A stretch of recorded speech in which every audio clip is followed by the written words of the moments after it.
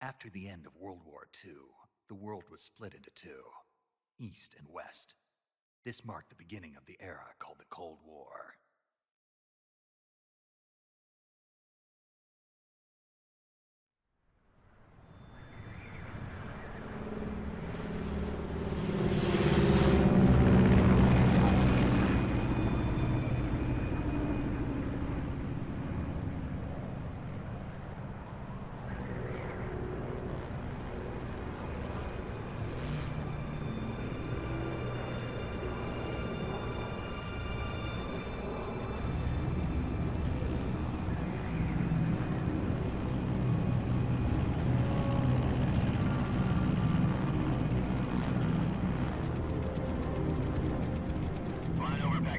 Altitude 30,000 feet. Approaching Soviet airspace. 20 minutes to drop off. Commencing internal depressurization. Equipment check. Arm main parachute. All right. You ready to go? Drop zone still showing a high pressure mass. Cav okay. Good. We've got high visibility.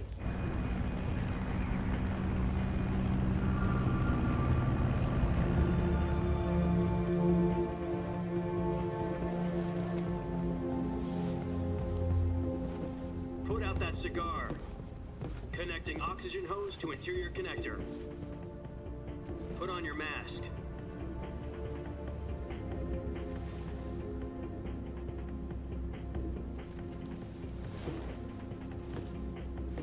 Does this pantywaist know what he's doing? Approaching release point. 10 minutes to drop off. Hey, are you deaf?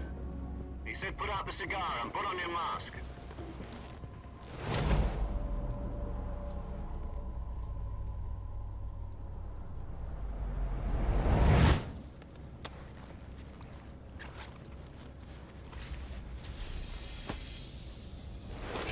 Depressurization complete. Checking oxygen supply. 6 minutes to drop off. Opening rear hatch.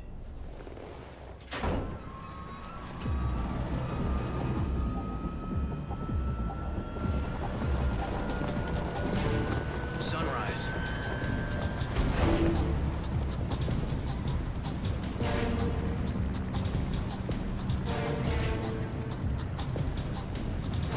External temperature minus 46 degrees Celsius. 2 minutes to drop off. Stand up. You'll be falling at 130 miles per hour. Try not to get frostbite from the wind chill. 1 minute to drop off. Move to the rear. Activate the yellow bottle. This is one for the history books. The world's first halo jump. 10 seconds to drop off. Stand by. Status okay. All green. Prepare for drop-off. Countdown. 5, 4, 3, 2, 1. Spread your wings And fly. God be with you.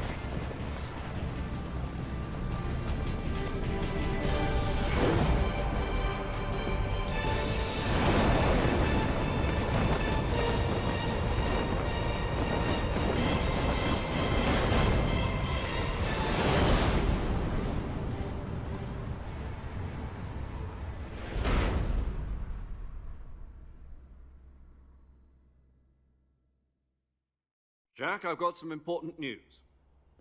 The head of the CIA has finally given us the green light for the Virtuous mission. Virtual mission? No, the Virtuous mission. The future of our Fox unit depends on it. If it succeeds, we'll be officially organized into a unit. Virtuous mission? Sounds like some kind of initiation ritual. You know, don't get cocky. This isn't a training op. Right. So what exactly is this wonderful mission? Well, about 2 years ago, a certain Soviet scientist requested asylum in the West through one of our moles. His name is Nikolai Stepanovich Sokolov. He's head of the OKB-754 Design Bureau, one of the Soviets' top-secret weapon research facilities, and the East's foremost expert on weapons development. Sokolov? Isn't he that famous rocket scientist? The very same. On April the 12th, 1961, the Soviets achieved the first manned spaceflight in history. The Earth was blue, but there was no God. Well spoken. The rocket that carried Yuri Gagarin to orbit was the A-1, known as the Vostok rocket.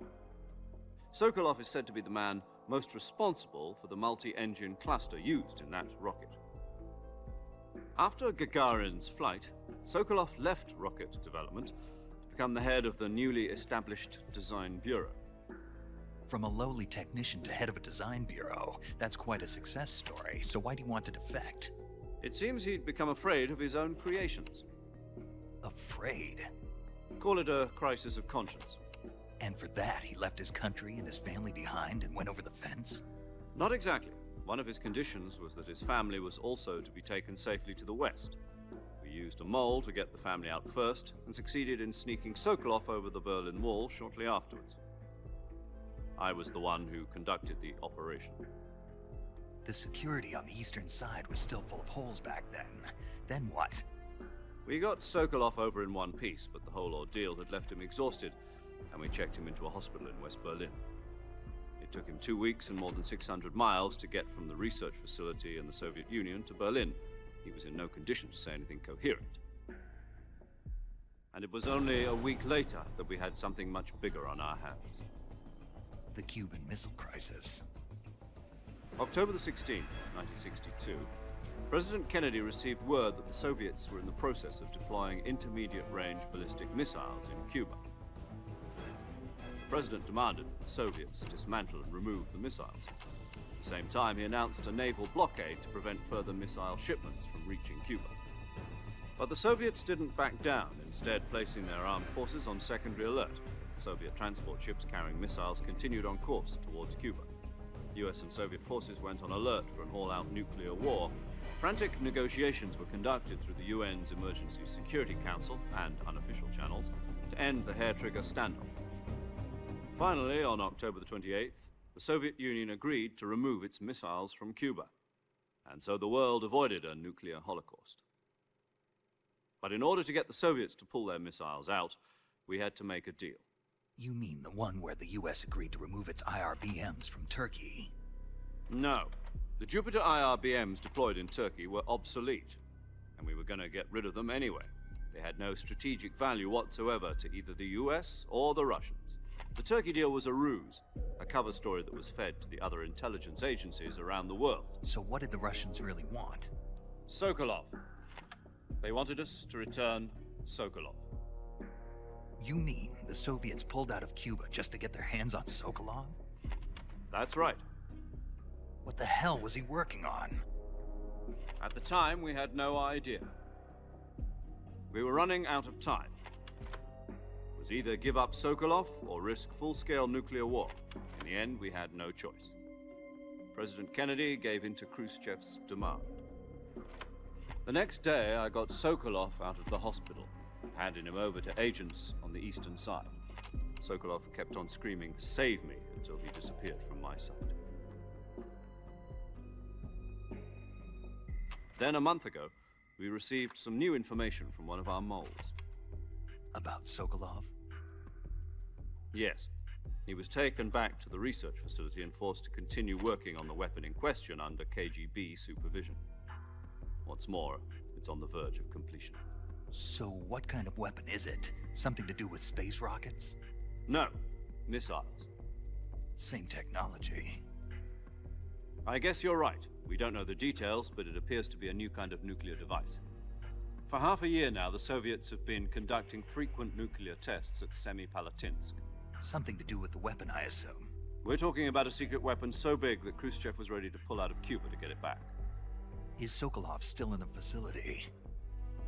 No. According to our intelligence, he's in Selinoyarsk, a place in the mountains about 3 miles to the west that's known as the Virgin Cliffs. The Virgin Cliffs. Nice name for a virtuous mission. They moved him there just recently. Why? Apparently, they're conducting a field test of the weapon, but it's our best chance to get him back. This mission would never have been possible if he was still in the research facility. This is our last chance. Sokolov must have known that too when he contacted us.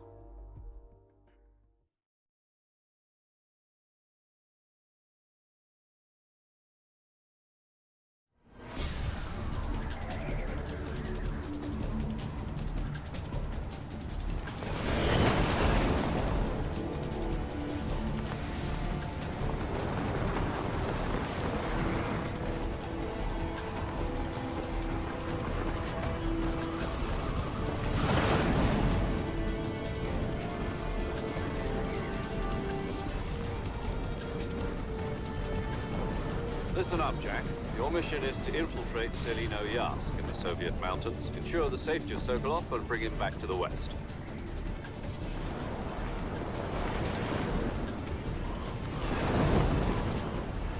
If we don't get Sokolov back before that weapon is complete, we'll be facing a major crisis. The clock is ticking.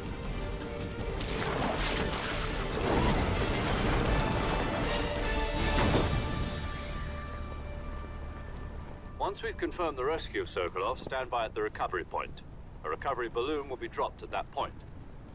Helium will be pumped into the balloon to inflate it. The process takes about 20 minutes. Once it's complete, the gunship's arm will latch onto the balloon and pull it up. The Fulton surface-to-air recovery system. I'm familiar with the theory. Take it easy. It's been combat proven. Do you think Sokolov is up to it? The shock will be less than during a parachute jump, and the arm can handle up to 500 pounds. So you're planning on going over the border in a single combat Talon? She's equipped with two 6-barrel 20mm Vulcan cannons, as well as two 40mm machine guns. Sounds like she could hold her own against a battalion of tanks. Even with the fuel in the reserve tank, we're facing a 4-hour time limit. If all goes well, it shouldn't take more than a few hours.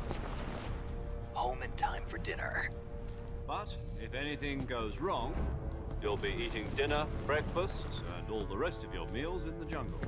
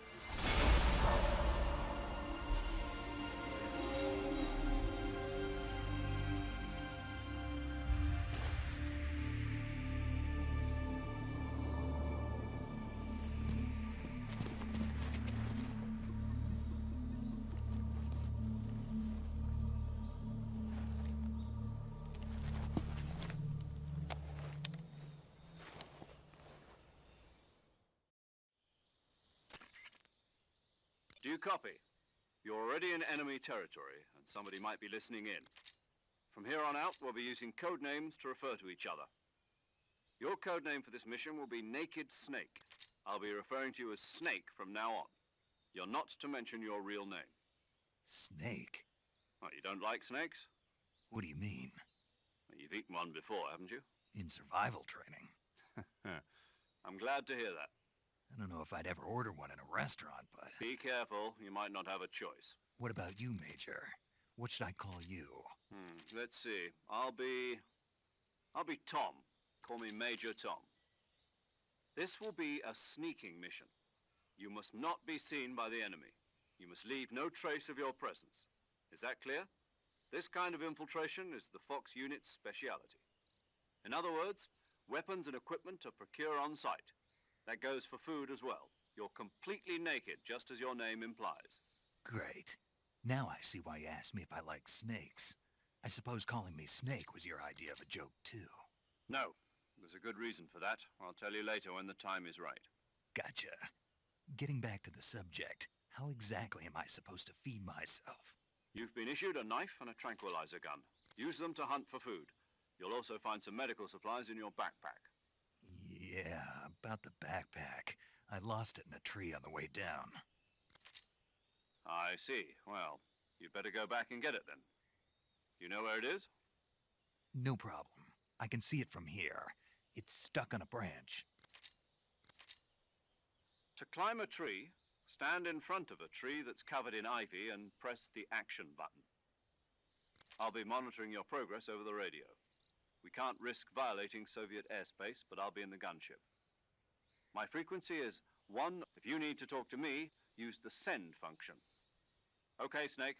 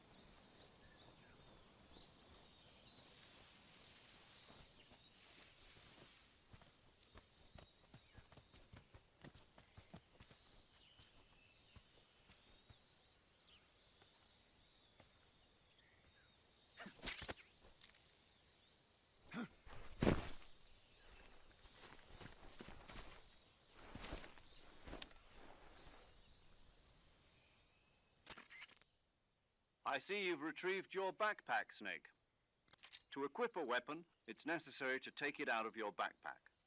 In the survival viewer, from that list, choose the weapon you want to. For other equipped items, just do the same thing from item. Got it. Use the survival viewer backpack. Yep, that's right. Survival is fundamental to this mission. After you've been out in the field for a while, your stamina will start to drop. If your stamina gets too low, it'll affect your performance. You won't be able to shoot accurately, for example, and your wounds won't heal as smoothly. Keep an eye on your stamina so you don't run out.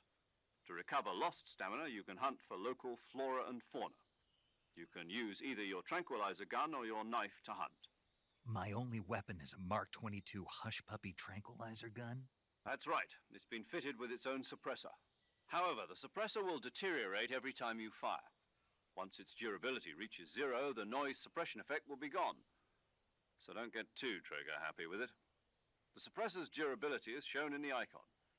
Any weapons and equipment beyond what you're carrying now, you'll have to find as you go. I have to find my own weapons and equipment? Whose crazy idea was this anyway? Solo covert actions are standard Fox operating procedure. You can't leave any traces of your presence. No weapons, equipment, footprints, sweat, or bodily wastes. The same goes for bullets and cartridges, too. Your presence in enemy territory is already a violation of international conventions of warfare. There aren't supposed to be any American soldiers in Russia. It could spark an international incident. You can't let anyone see you. You can't let the enemy know you're there. This is a stealth mission. You're a ghost, Snake, in every sense of the word. And there'll be no rescue if you're captured. The military and US government will deny any involvement in the affair. Then I'll just have to take care of myself, huh? I'm afraid so. You've been given a fake death pill for that purpose. SIS guidelines stipulate that soldiers on covert ops like this one be issued a potassium cyanide capsule. Tape it to your body so you can take it when you need to. How generous of you. Use it if you're taken prisoner by the enemy. It'll send you into a state of false death for a short time. Fooling them into thinking that I'm really dead. So how do I come back to life? Just take the revival pill. You mean that thing they put in my tooth before the mission? That's the one. But be careful. If you remain in a state of false death for too long, nothing will be able to bring you back. Remember that. I'll keep it in mind. You said this was a solo mission, right? Right. I guess that means I can't count on any reinforcements. Correct. The mission rests entirely in your hands. A real one-man army. Relax. There's a support team ready to back you up over the radio. Who? I'll introduce them to you. This time, survival is of utmost importance. The first member of the support team will be in charge of monitoring your physical condition, acting as a medic, so to speak, as well as recording your mission data. She's a member of Fox as well, and she's here on the gunship with me. She. Hello, Snake. I'm paramedic. Nice to meet you. Paramedic. As in a medic who comes in by parachute. Aren't you going to tell me your real name? Are you going to tell me yours, Mr. Snake? My name, huh? It's John Doe. And they call you Jack for short. You're a regular Captain Nemo. A name means nothing on the battlefield. After a week, no one has a name. What's your name? Jane Doe. Very funny. I wasn't joking, but I'll tell you my name only if you manage to make it back alive. My frequency is 145.73. She's also in charge of recording your mission data. Whenever you want to save, send... So saving lets me record... That's right. It also records the state of your health. Good to know. There's one more person I want to Huh? Speaking of snakes, you remember the boss, don't you? A legendary soldier and your mentor. Actually, it was the boss that got the DCI's authorization in the first place. She's going to be serving as Fox's mission advisor. Boss is? She also helped me plan this mission. She and I were at SAS. Jack, is that you? How many years has it been? Boss? That's right. It's me. Talk to me. Let me hear your voice. It's been 5 years, 72 days, and 18 hours. You've lost weight. You can tell just by the sound of my voice. Of course I can. I know all about you. Really? Well, I don't know. What's that supposed to mean? Why'd you disappear on me all of a sudden? I was on a top secret mission. You didn't need me anymore. But there were still so many things I wanted you to teach me. No, I taught you everything you needed to know about fighting techniques. I taught you all I could. The rest you needed to learn on your own. Techniques, sure. But what about how to think like a soldier? How to think like a soldier? I can't teach you that. A soldier needs to be strong in spirit, body, and technique. And the only thing you can learn from someone else is technique. In fact, technique doesn't even matter. What's most important is spirit. Spirit and body are like two sides of a single coin. They're the same thing. I can't teach you how to think.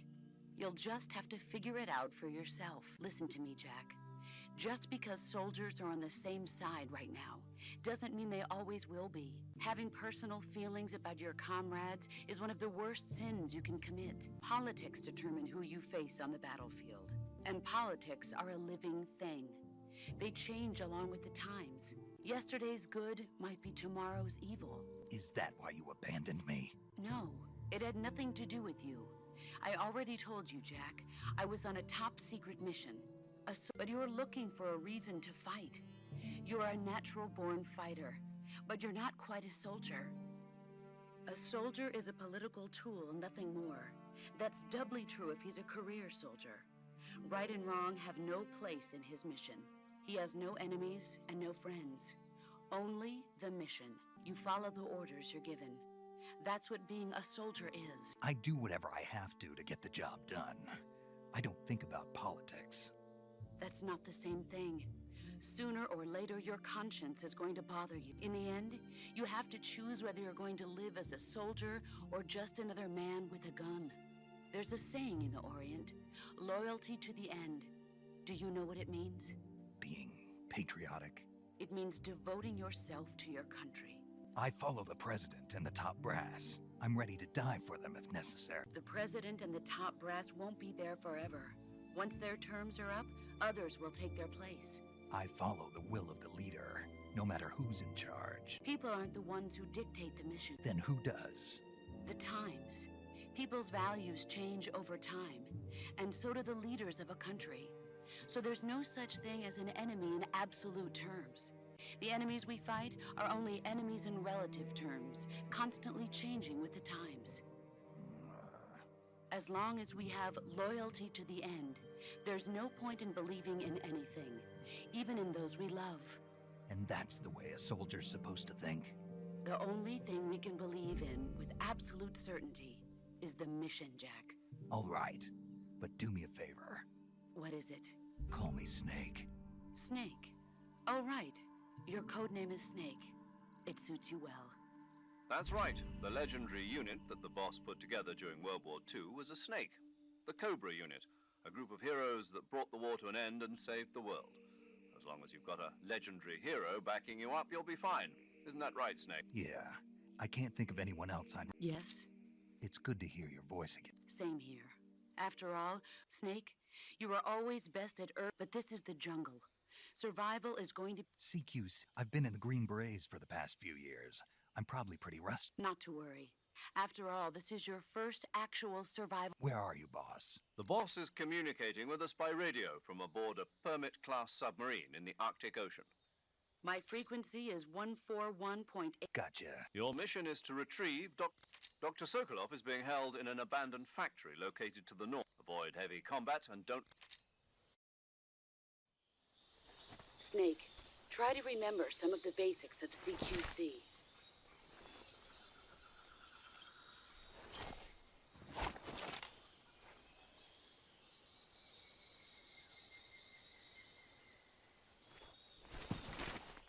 Commencing virtuous mission.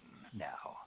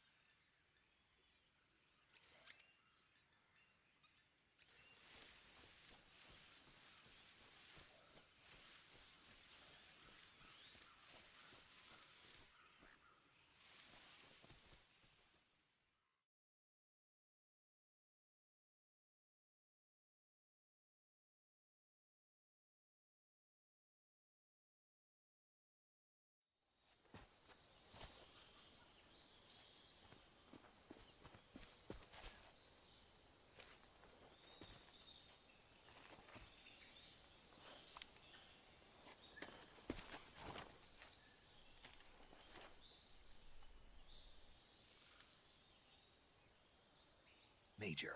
I've spotted 2 enemy soldiers. They're probably KGB troops sent to guard Sokolov. AK-47s and grenades.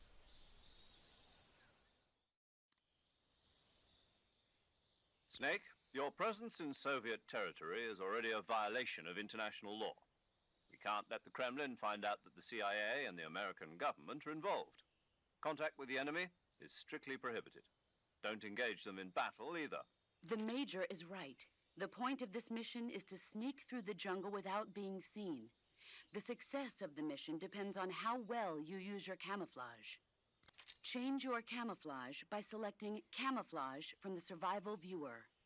The Uniform option lets you pick your uniform, while the Face option lets you change your face paint.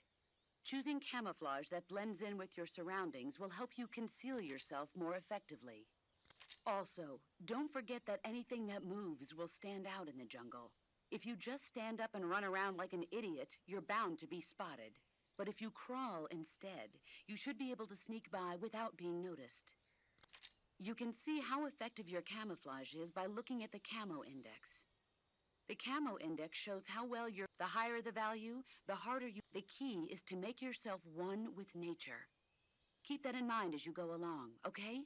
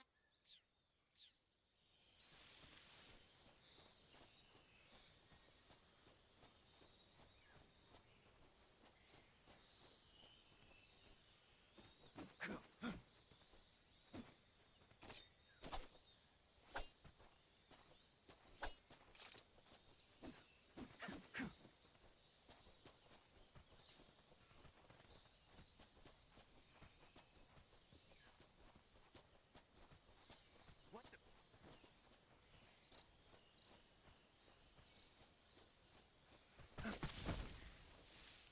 just seeing things.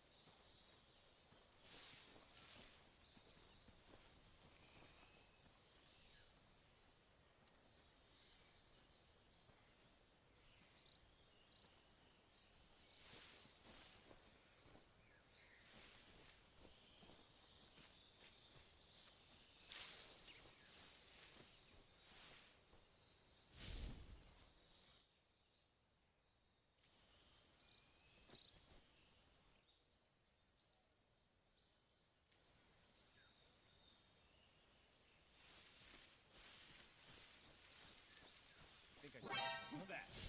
What the?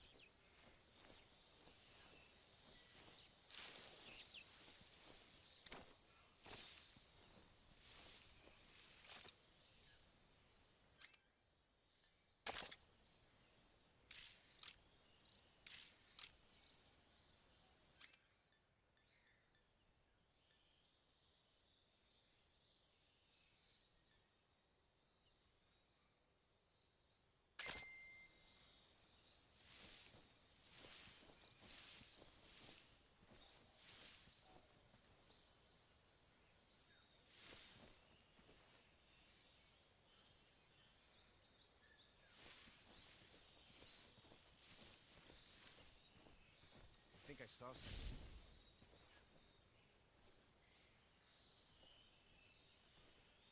Huh. Guess I'm seeing things.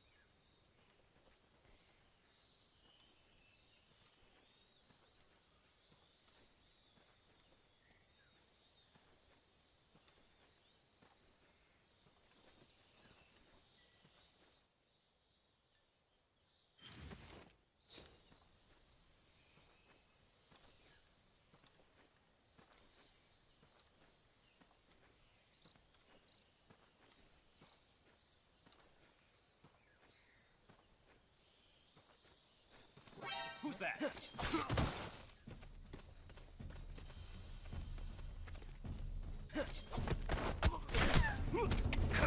HQ, respond. This is HQ. Patrol here. Enemy sighted. HQ, please respond. This is HQ. Patrol here. Enemy sighted. Requesting backup. Acknowledged. Sending reinforcements.